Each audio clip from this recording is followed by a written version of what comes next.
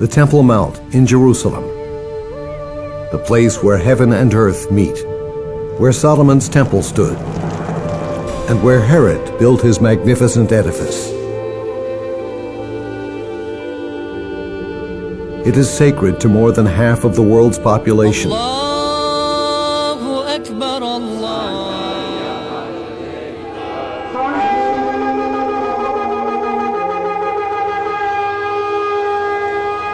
However, some of its past has remained enigmatic. It is the most politically contested site on the planet, and so no archaeological excavation has ever taken place here. Now, for the first time in the history of Jerusalem, we have the opportunity to reveal the hidden treasures that are buried in its soil.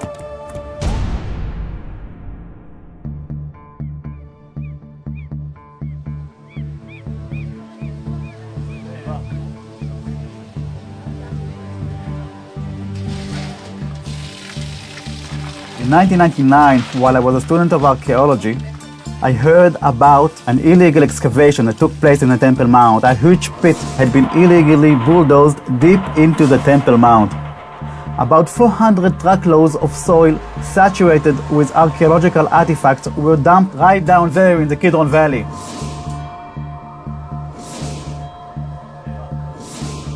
Together with other intrigued students, we examined the dumps and realized that they could be a treasure trove of information about the Temple Mount.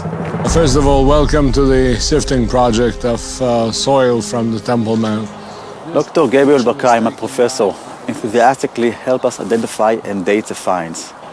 As a result, we were invited to present the finds of the survey in an important archaeological conference.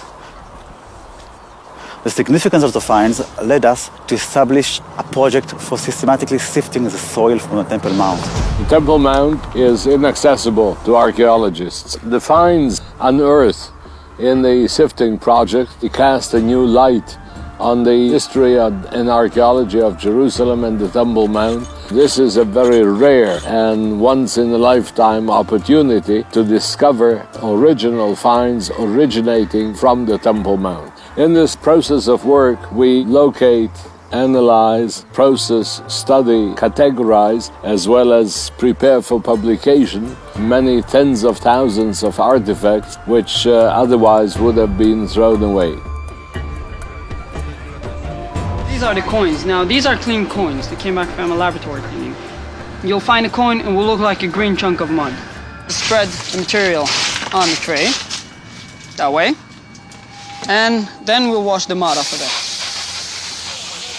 And that's it. So good luck to everyone. What is special about this project is that volunteers from all over the world come here and can experience a tangible connection with the history of Jerusalem. They can touch shards, pots, soil, special architecture elements. And in this way, they can connect to the bigger picture of Jerusalem as a whole. We have been blessed with a constant stream of people from all over the world, totaling more than 150,000, who responded spontaneously to this research and to this opportunity and came to work with us. It might be a coin. Yeah, Dina, can you look at something? Is that possibly a coin? Yes it is. Very lucky group. Well done, guys, we have another coin. Woo-hoo! One of our challenges was how do we deal with so many artifacts that were wrenched from their original context. To overcome this problem, we developed new archaeological methodologies and we are using advanced statistical tools such as data mining software. These new techniques have the potential to produce unprecedented insights into the Temple Mount's history.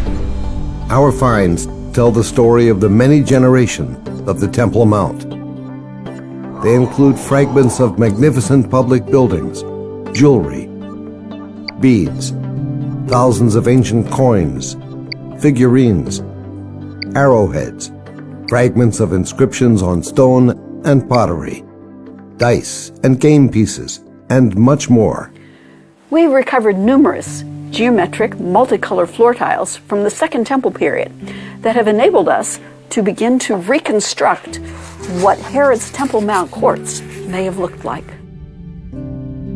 The entire open-air courts were laid with stones of all colors and all sorts.